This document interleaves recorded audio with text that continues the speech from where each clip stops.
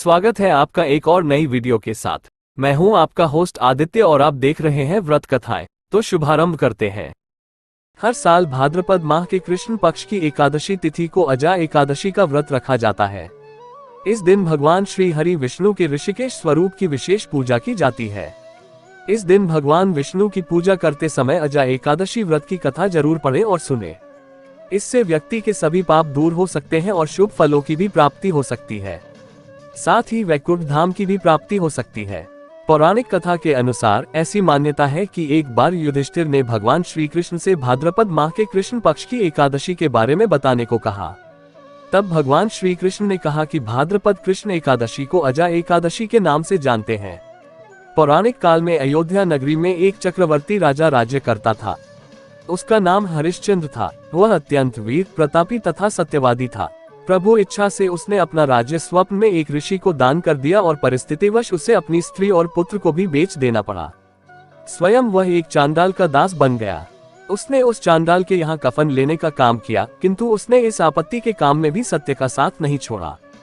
जब इसी प्रकार उसे कई वर्ष बीत गए तो उसे अपने इस नीच कर्म पर बड़ा दुख हुआ और वह इससे मुक्त होने का उपाय खोजने लगा। वह सदैव इसी चिंता में रहने लगा कि मैं क्या करूं, किस प्रकार इस नीच कर्म से मुक्ति पाऊं।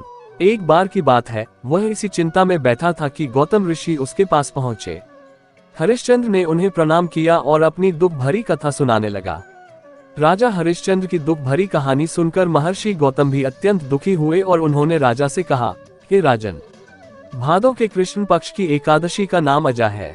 तुम उस एकादशी का विधान पूर्वक व्रत करो तथा रात्रि को जागरण करो। इससे तुम्हारे सभी पाप नष्ट हो जाएंगे। महर्षि गौतम इतना कह आलोप हो गए। अजा नाम की एकादशी आने पर राजा हरिश्चंद्र ने महर्षि के कहे अनुसार विधान पूर्वक उपवास तथा रात्रि जागरण किया। इस व्रत के प्रभाव से राजा के सभी पाप नष्ट हो गए।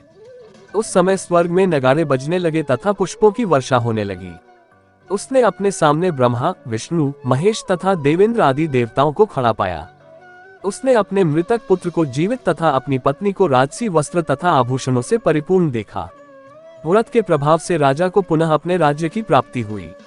वास्तव में एक ऋषि ने राजा की परीक्षा लेने के लिए ये सब कौतुक किया था, परंतु अजा एकादशी के व्रत के प्रभाव से ऋषि द्वारा रची गई सारी माया समाप्त हो गई और अंत समय में राजा हरिश्चंद्र को अपने परिवार सहित स्वर्ग लोक की प्राप्ति हुई। अगर आपको हमारे द्वारा प्रस्तुत ये कहानियां अच्छी लगी हो तो कृपया चैनल को सब्सक्राइब करें, वीडियो को लाइक करें और ज्यादा से ज्यादा शेयर करें और पुण्य लाभ अर्जित करें।